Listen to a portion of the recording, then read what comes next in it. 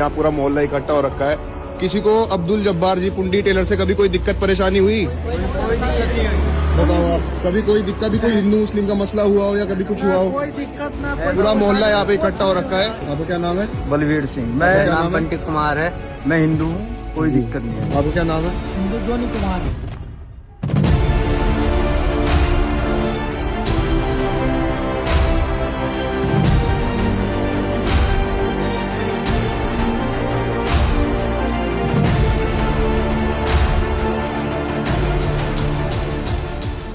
दोस्तों, आज जो तस्वीर मैं आपको दिखाने जा रही हूं वो सिर्फ उत्तराखंड की नहीं, ये तस्वीर आज के भारत की सच्चाई है। ये तस्वीर है नफरत बनाम भाईचारे की। ये तस्वीर है उस भारत की जिसे तोड़ने की कोशिश की जा रही है और उस भारत की जो अभी भी जिंदा है। आज फिर सवाल उठता है, कानून किसके लिए है? डर किसे होना चाहिए और छूट किसे मिली हुई है? पहला मामला आपको याद होगा, उत्तराखंड का ही बाबा दुकान और दीपक की कहानी। कुछ दिन पहले उत्तराखंड में एक दुकानदार की थी, नाम था बाबा दुकान। बस सिर्फ नाम बाबा लिखा हुआ था, लेकिन इसी नाम को देखकर बजरंग दल के लोग वहां उत्पात मचाने पहुंच गए। ना दुकान का काम देखा, ना दुकानदार का व्यवहार, ना कानून का डर। और तभी सामने आया एक नौजवान, नाम था दीपक। दीपक ने खुद को वहां पर जाकर कहा कि मैं मोहम्मद दीपक हूं। दोस्तों, ये कोई धर्म परिवर्तन नहीं था, यह था एक संदेश। यह था कहना कि अगर नाम से नफरत करोगे तो मैं नाम के साथ खड़ा हूं। दीपक ने मुस्लिम दुकानदार का साथ दिया, बजरंग दल के लोगों का विरोध किया और उन्हें वहां से पीछे हटने पर मजबूर किया, वहां से उन लोगों को खदेड़ा। अब आप सोचिए, इस देश में गलत कौन था, उत्पात मचाने वाला या उनके सामने डटकर खड़ा होने वाला? लेकिन इसके बाद क्या हुआ? इसके बाद जो हुआ वो और भी डरावना।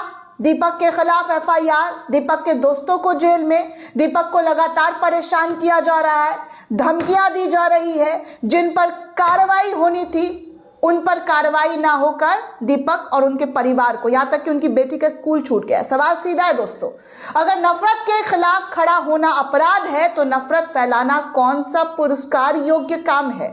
अब दूसरा मामला उसी उत्तराखंड से, उसी के आसपास से निकलकर सामने आया, जहां पर मुस्लिम टेलर मास्टर जी के दुकान पर अब उत्तराखंड के एक इलाके में वही लोग पहुंचते हैं, कुछ और बजरंग दल के लोग। यहाँ एक मुस्लिम टेलर है, लोग उन्हें प्यार से मास्टर जी भी कहते हैं। एक साधारण सा दर्जी, सिलाई करने वाला, सिलाई का काम, रोजगार, रोज कमाने वाले लोग, और किसी से कोई झगड़ा नहीं, किसी से कोई फसाद नहीं, लेकिन फिर भी वही कहानी दोहराई जा रही है। बजरंग दल के लोग वहां पहुंच रहे हैं, पोस्टर बैनर फाड़ रहे हैं, दुकान में तोड़फोड़ करने की कोशिश, धमकी, हंगामा, डर, ये सब कुछ किया जा रहा है सिर्फ इसलिए क्योंकि नाम मुस्लिम था।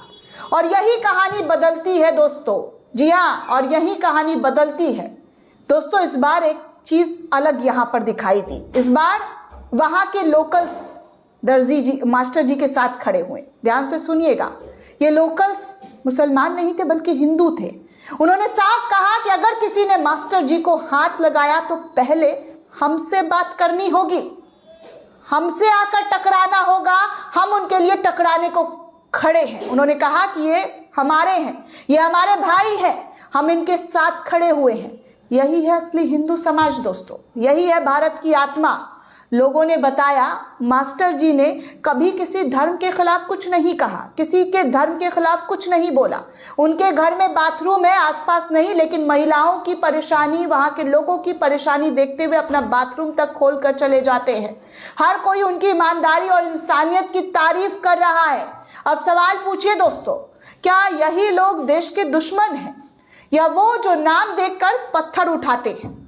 बजरंग दल और खुली छूट का सवाल। आज सोशल मीडिया पर कई तस्वीरें घूम रही है, वही चेहरे, वही लोग, वही पैटर्न, वही बार बार उत्पात मचाते हुए नजर आते हैं। और कहा भी जा रहा है, कई तस्वीरें शेयर की जा रही है इन तस्वीरों में से कि इनका बीजेपी से भी कनेक्शन है। अगर ये सच नहीं है तो सवाल ये है, ये लोग बार बार खुलेआम कैसे घूम रहे हैं? इन पर कार्रवाई क्यों नहीं हो रही है? कानून क्यों चुप रहता है?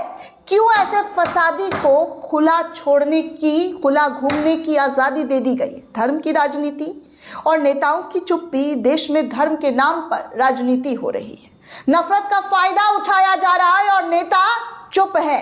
जब मुसलमानों की दुकान टूटती है तब चुप हो जाते हैं, जब किसी को नाम की वजह से डराया जाता है तब चुप हो जाते हैं, जब कानून को भी भीड़ कुचलती है तब भी चुप।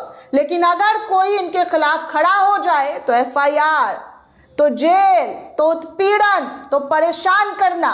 सोशल मीडिया का साफ, जी हाँ, सोशल मीडिया का संदेश साफ है। आज लोग लिख रहे हैं दोस्तों, सोशल मीडिया पर जाकर ऐसे लोगों के खिलाफ आवाज उठा रहे हैं और यही खूबसूरती दिल को अंदर से सुकून देती है। अगर ऐसे ही हिंदू सामने खड़े हो जाए तो इन नफरतबाजों का नफरत फैलाने की औकात जो है निकल जाएगी, इनकी हवा फुस हो जाएगी, इनका घमंड टूट जाएगा। और आज उत्तराखंड में वही हिंदू भाई बहनों के जरिए किया जा रहा है।